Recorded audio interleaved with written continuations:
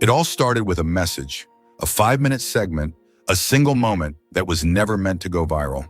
Pastor, television preacher, and businessman Joel Osteen had been invited to speak at a faith leadership summit in D.C.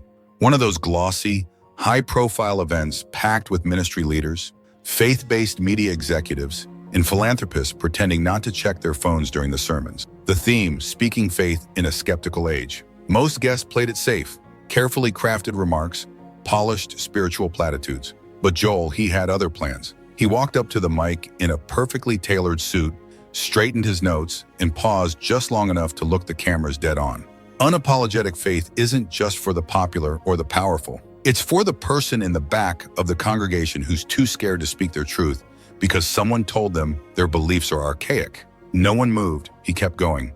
We are raising a generation of silent believers, not because they're timid, but because they've been trained to fear spiritual disagreement. The room stayed quiet. A few of the awkward coughs. A moderator shifted in his seat. Joel leaned in. We don't need safe spaces from truth. We need leaders with the spine to declare it. That line was the one that caught fire online. It was clipped, captioned, and looped 1,000,000 times within hours. And not everyone liked it, especially not television preacher and pastor Creflo Dollar.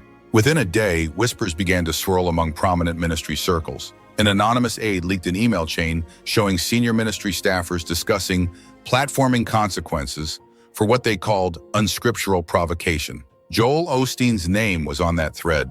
Then came the pressure. Ministry conference invites pulled. A faith-based media organization rescinded a prime broadcast slot. A major Christian broadcasting network canceled his scheduled appearance, citing scheduling conflicts. None of it was officially linked to Dollar, of course, but everyone knew. The silence wasn't accidental. It was engineered. But if Creflo Dollar thought pastor, television preacher, and businessman Joel Osteen would disappear quietly, he was about to be very, very wrong. By the end of the week, Joel's inbox looked like a war zone. Canceled appearances, speaking engagements postponed until further notice, and a growing list of high-profile faith pundits echoing one word: divisive. It was textbook ministry freeze-out. He had seen it happen to others. A voice of unwavering faith gets too loud, too direct, too inconvenient, and suddenly they're dangerous, controversial, or worse, a threat to established theological order. That last one, it was now being tweeted by staffers close to television preacher and pastor Creflo Dollar. But what they didn't count on was how Joel responded. He didn't retreat. He doubled down. From his Lakewood church studio, he went live that Sunday night on his own stream. No producer, no filter, no approved script. Let's be crystal clear, he said, staring straight into the lens. This wasn't about spiritual discernment. This was about silencing a pastor, television preacher, and businessman because he refuses to stand down and stay quiet. Clips from his stream were picked up by faith influencers within minutes. Within hours, he was trending again. This time, not as a guest, as a threat. The next day, during a routine faith media interview, a reporter lobbed a casual question at television preacher and pastor Creflo Dollar. Any response to the claims you're training to suppress pastor, television preacher, and businessman Joel Osteen's platform? He laughed. One of those tight ministry chuckles laced with calculation.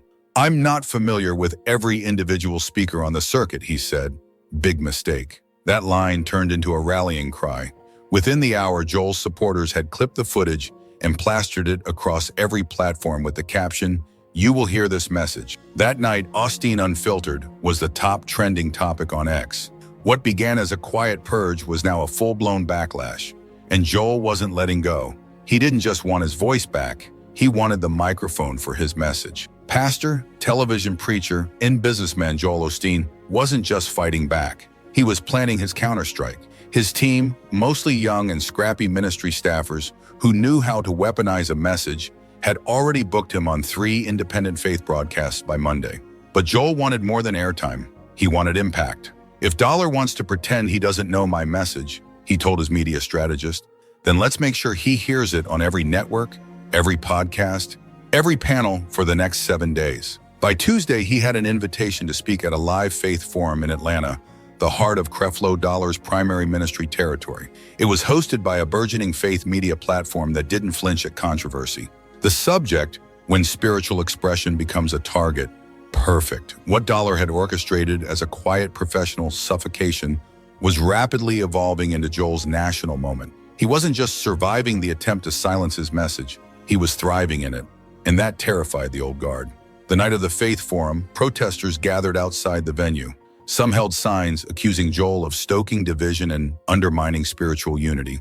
Inside, though, the seats were packed, mostly with young believers, curious seekers, and even independents, eager to hear the pastor, television preacher, and businessman Dollar had so publicly tried to diminish. When Joel stepped onto the stage, he didn't open with statistics or buzzwords. He opened with a name. Television preacher and pastor Creflo Dollar, he said calmly into the mic. Since you claim not to know this message, allow me to introduce myself. I am the pastor, television preacher, and businessman whose ministry your team tried to diminish. I am the voice of hope you tried to mute, not with spiritual discernment, but with institutional pressure. And I'm not going anywhere. The moment was electric. Cameras flashed. Social media lit up. Even journalists in the back row looked up from their phones. Creflo Dollar's gamble had officially backfired, and pastor, television preacher, and businessman Joel Osteen was just getting started. The day after the Faith Forum, prominent ministry circles were buzzing. It wasn't just the speech, it was the reaction. Clips of Joel's fiery monologue flooded the morning faith-based shows. Even anchors who previously dismissed him were now forced to acknowledge one thing. He had command, he had momentum, and he wasn't backing down. Creflo Dollar, meanwhile, was trying to pretend none of it mattered. But the whispers in ministry offices told a different story. Junior ministry staff were now quoting Joel's Faith Forum speech in private policy briefings. Prominent faith leaders were referencing his line, "I'm not going anywhere," during discussions. And the emails, they weren't just leaks anymore. An internal memo surfaced, marked sensitive, showing that Dollar's office had contacted 3 faith-based media outlets before Joel's cancellations. The story was no longer about what Joel said, it was about what Creflo Dollar did to stop him from saying it. By Thursday, a respected denominational leader known for sparking faith-based media chaos formally requested an inquiry into coordinated suppression of spiritual expression. Pastor, television preacher, and businessman Joel Osteen had gone from being silenced to becoming a symbol. But he wasn't satisfied with just attention. He wanted action, and he knew exactly how to keep the fire burning. His next move, a nationally broadcast spiritual debate. The network reluctant, but after the ratings spike from his last appearance, they couldn't say no. His opponent, a surprise. One of Dollar's closest allies, a legacy pastor with a long media trail and a short fuse. Joel had studied him. He knew his talking points, his deflection tactics, even his nervous tics. As he sat down in the makeup chair before the broadcast, a producer leaned over and whispered, "You sure you want to do this? He's going to come at you hard." Joel didn't blink. So will I. The cameras rolled and the gloves came off. The lights hit hard. The studio air was crisp, charged like a thunderstorm, just waiting to crack.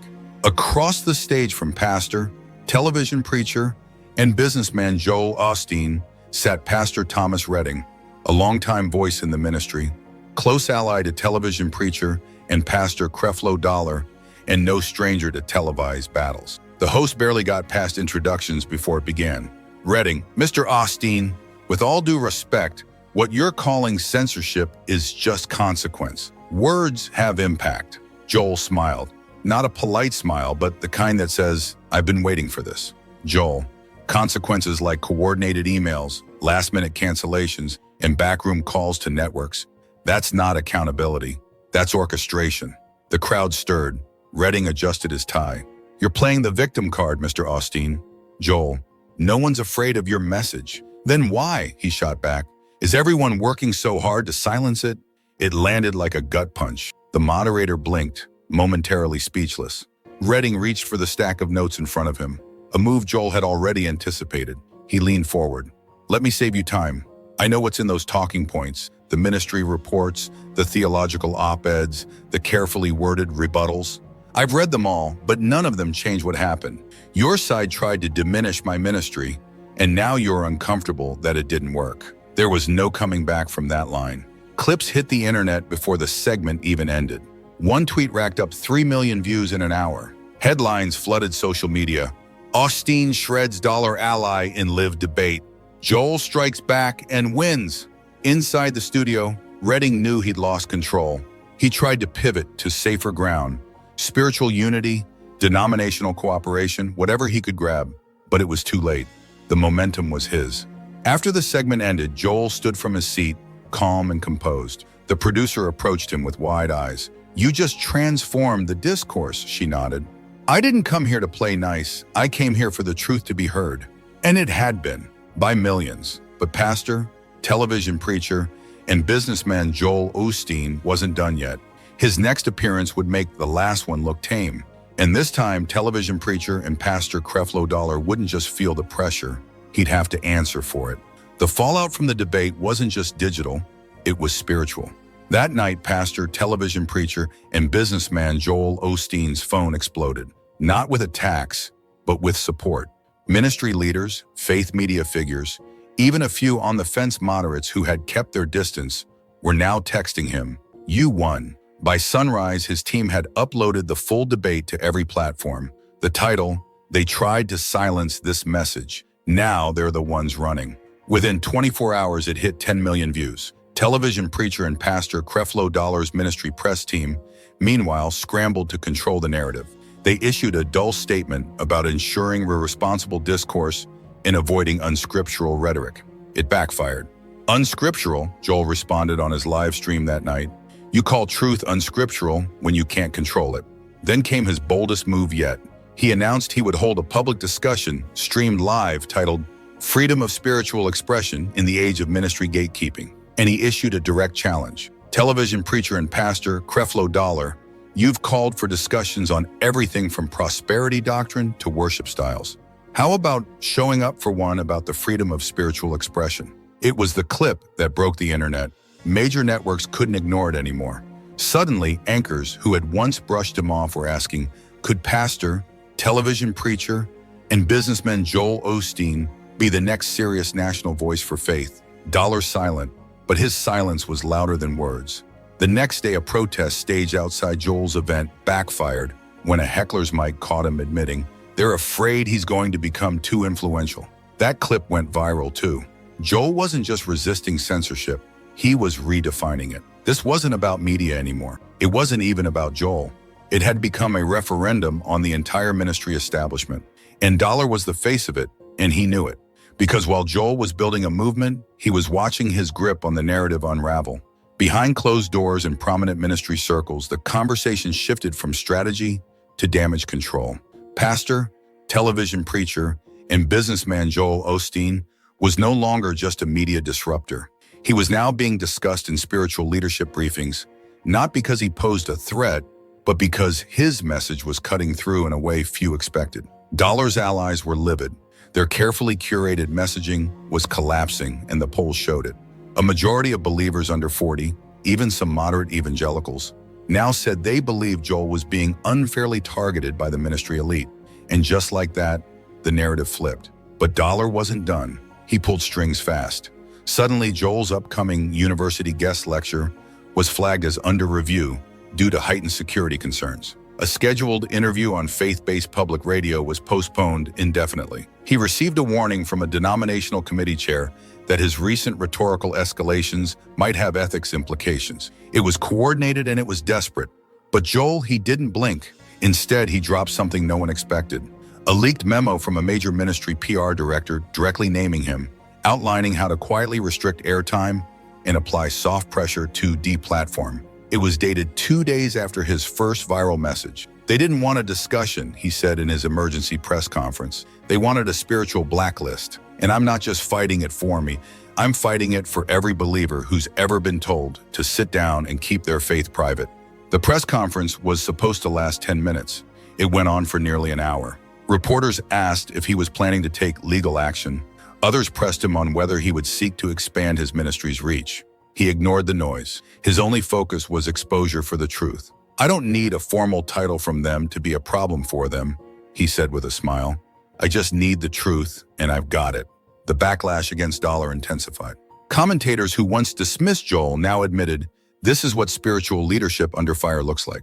Meanwhile, behind the scenes, Dollar's advisors pushed him to go on the offensive publicly. His response, "He wants a spotlight. I'm not giving it to him."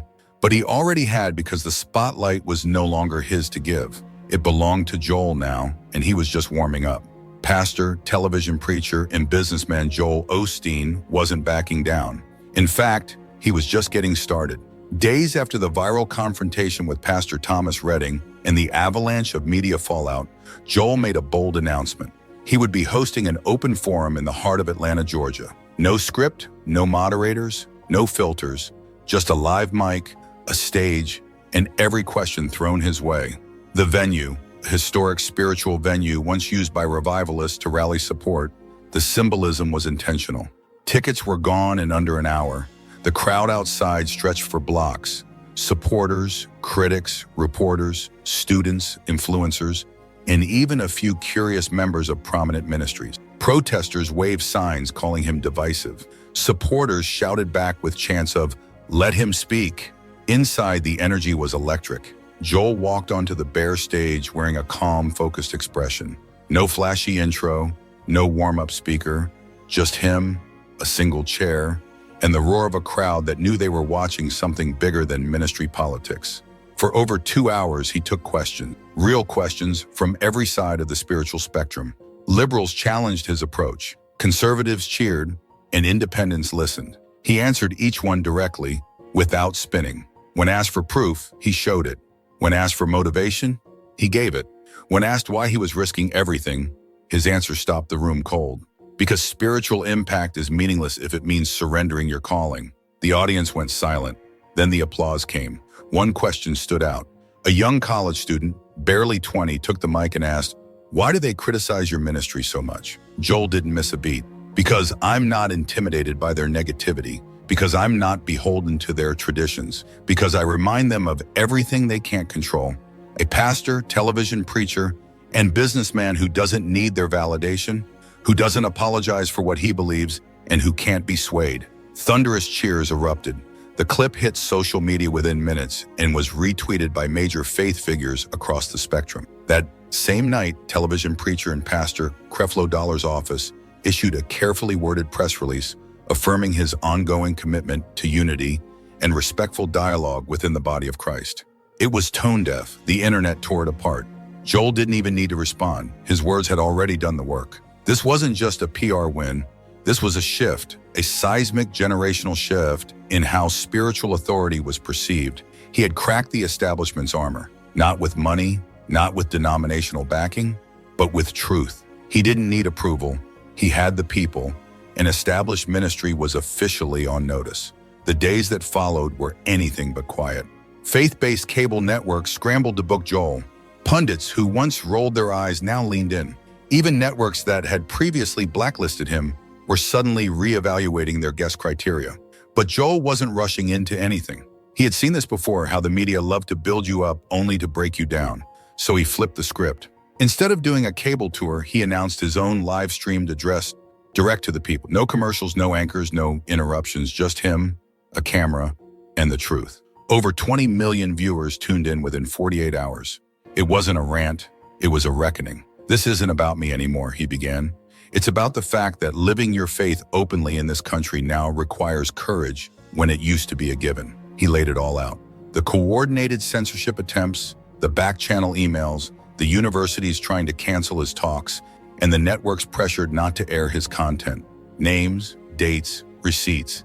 He didn't accuse, he exposed. And then came the line that lit the internet on fire. "If this is what happens to someone like me with a platform, with a camera, imagine what they're doing to your faith when no one's watching." Mic drop. That clip was shared by everyone from truckers in Iowa to tech CEOs in Silicon Valley. Even people who didn't agree with his theology couldn't deny what he represented. Unapologetic, unfiltered resistance to controlled narratives. Television preacher and pastor Creflo Dollar still silent, but behind closed doors, reports leaked that he was furious. One source claimed he called him a spiritual wildfire we can't contain. Meanwhile, Joel announced a speaking tour. Not in coastal cities, not at elite seminaries. In Middle America, community centers, town halls, gymnasiums, places forgotten by elite ministry, but remembered by him. Every stop sold out. And then, just when things couldn't get any more surreal, A whistleblower from a major Christian broadcasting platform dropped internal emails showing that Joel Osteen's name had appeared on a ministry blacklisting list. Boom! The story exploded again. Joel responded with just 4 words on his X feed, "I told you so." Trending again, polls showed trust in major ministries dropped 12% in 1 week. Trust in Joel higher than ever. Even some old guard denominational leaders began calling him the future of faith. But Joel wasn't talking about denominations. He was talking about principles. An established ministry had no idea how to handle that. By now, pastor, television preacher, and businessman Joel Osteen was more than a viral moment. He had become a movement. Prominent ministry staff whispered his name in meetings. Journalists debated his impact over coffee. Students wrote term papers about his methods. Even the late-night host, once quick with punchlines, suddenly grew cautious. Why? Because the usual narrative tricks weren't working anymore. He didn't fit their mold. Joel wasn't playing to a base. He wasn't towing any denominational line. He wasn't begging for approval. He was drawing a line in the sand, and people from across the spiritual spectrum were stepping over to stand beside him. That's when the real surprise came. Television preacher and pastor Creflo Dollar, under immense pressure and plummeting credibility, requested a televised discussion, not with Joel, but about him. The panel was packed with theologians, ministry strategists, faith media insiders, and one unexpected guest, a former head of a major Christian media group who had previously worked hard to silence him behind the scenes. Joel didn't wait for the invitation. He crashed the panel live with cameras rolling in. He walked calmly onto the set, greeted each guest with a nod, and took the empty seat meant for a policy analyst who had mysteriously canceled minutes before airtime. The host, blindsided, tried to cut to commercial. Joel raised a hand. "No need, let's discuss." And they did. For the next 40 minutes, he dismantled every argument thrown his way, not with outrage, but with scriptural principles and real-world impact. When they questioned his motives, he pulled up timestamps. When they accused him of self-promotion, he reminded them he'd turned down 6 book deals. He didn't grandstand, he stood his ground. At one point, a pundit said, "You've made a lot of established ministry leaders very uncomfortable." His reply, "Good. That means I'm doing something right for the kingdom." By the end of the segment, the room was quiet. Even the host looked impressed. Joel stood up, shook hands, and walked off without another word. That clip broke viewing records. Again, television preacher and pastor Creflo Dollar never mentioned him again, but Joel Osteen's message was already etched into the spiritual lexicon.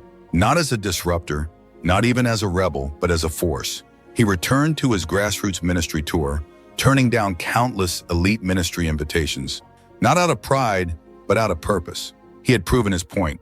You don't have to be loud to be heard. You don't have to be liked to be respected.